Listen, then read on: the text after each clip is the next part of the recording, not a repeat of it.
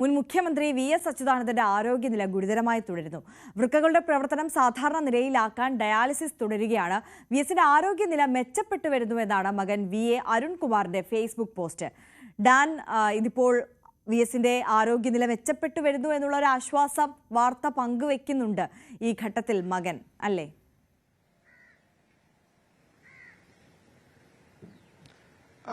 ആര്യ, അദ്ദേഹത്തിന് സ്വയമായി ശ്വസിക്കാൻ കഴിയുന്നു. അതായത് വെന്റിലേറ്ററിന്റെ സപ്പോർട്ട് എയ്ഡ് കുറച്ച് വരുമ്പോഴും അദ്ദേഹത്തിന് സ്വയം ശ്വാസമെടുക്കാൻ കഴിയുന്നു.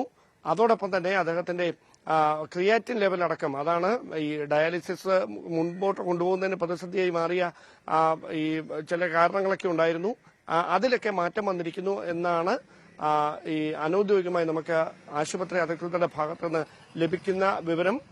അവസാനമായി ഇറങ്ങിയ മെഡിക്കൽ ബുള്ളറ്റിലും അദ്ദേഹം ഡയാലിസിസ് ആരംഭിച്ചിട്ടുണ്ട് എന്ന കാര്യം വ്യക്തമാക്കിയിട്ടുണ്ട്. അതോടൊപ്പം വെന്റിലേറ്ററിൽ തന്നെയാണ് തുടരുന്നത് എന്നും ഇതേ മെഡിക്കൽ ബുള്ളറ്റിനിൽ പരാമർശിച്ചിട്ടുണ്ട്.